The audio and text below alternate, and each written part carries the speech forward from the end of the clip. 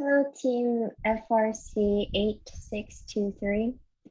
We are Turbo V8. And hello, I'm Cindy. I'm Ryan. We started Turbo V8 3 years ago, and we learned the basics of robotics and engaged our community in the first program. We grew from a few members to 13, and due to the pandemic, we divided jobs based on locations so that our team members could work together in smaller groups, following the social distance guidelines. The whole team meets every Sunday online to discuss each sub-team's progress.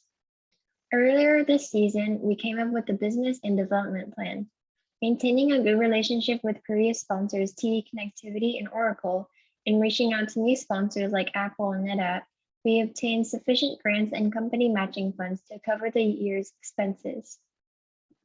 It's been a challenging year, but we turned the challenge into an opportunity for our team to learn new skills online. We set 2 learning objectives: learning computer-aided design and utilizing an online tool, GitLab, to coordinate the coding, both successfully achieved. And my teammates will give some examples later on. Next, we will show our outreach activities. Hello, I'm Jada. I'm Sharia. And I'm Gavin. As part of our outreach, we try to extend our helping hands to the international community. One example of our outreach is that we donated to a Chinese school in Sichuan, China. We first contacted nonprofit organizations and donated school supplies and Legos to kids in these areas that could not afford them. We bought many new Lego Technic sets and will soon ship them to the Chinese school. And ultimately, our goal is to teach those kids how to assemble robots by using Lego Technic parts and hopefully introduce them into the world of robotics. This allows them to have a better understanding about the basics of first like League, and we are currently scheduling online lessons to teach kids about robotics.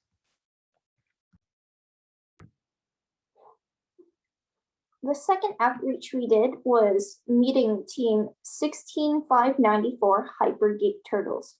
This team had a challenge in their shooting and intake system. We first analyzed their video to see any possible root causes, and then scheduled a meeting with them to do an idea exchange and give them a little bit of our wisdom. Our team advised them to make changes to the motor power and to use trigonometry to calculate an exact angle for the shooter. We also suggested them to modify their intake system to use a guide and compliant wheels and barriers in front of the wheels. We also showed them our judge interview presentation, a CAD video of our robot, and a video of our autonomous mode performance. We also discussed battery life. We are happy to have reached out to them, for they reminded us of our first year in FTC. We are glad to help any team that reaches out to us. The third large event that we did was we hosted an FTC Qualifier.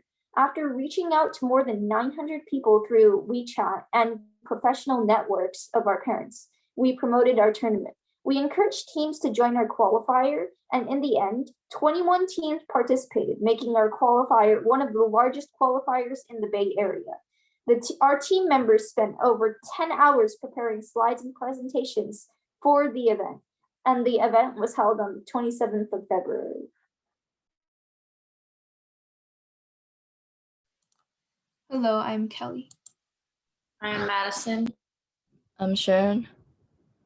This season, our team relied heavily on the CAD modeling to guide our robot design and assembly.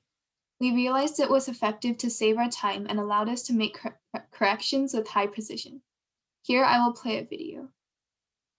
For the robot, we have decided to use the Go Build a Stratford chassis as our drivetrain, because it is a low profile with all the motors nested inside the channel, allowing us enough space to accommodate our intake system.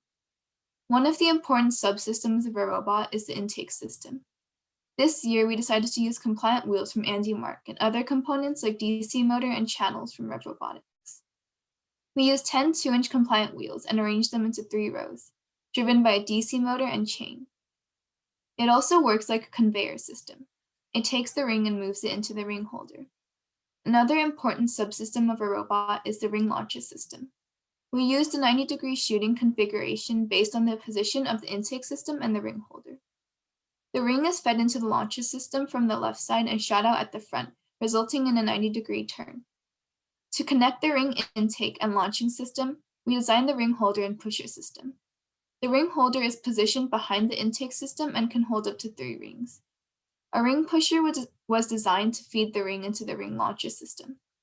Finally, we have the wobble goal grabber, which is used to lift the wobble goal. To limit the movement of the grabber arm, we also added a stopper. This prevents the arm from damaging the robot and field mat during rotation.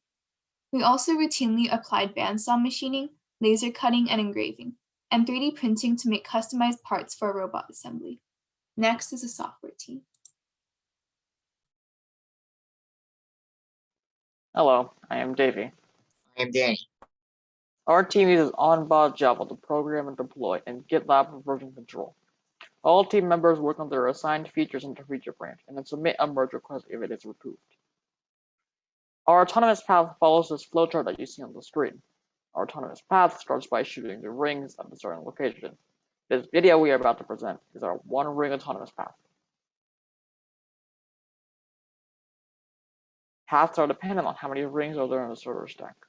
The autonomous paths consist of intaking any ring in the server stack, then putting the wobble goal in the corresponding target zone.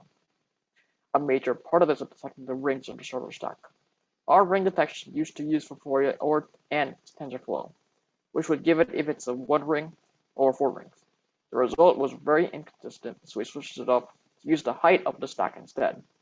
If a certain height was detected, it was matched up with a certain number of rings. This marks the end of the presentation. Thank you for listening.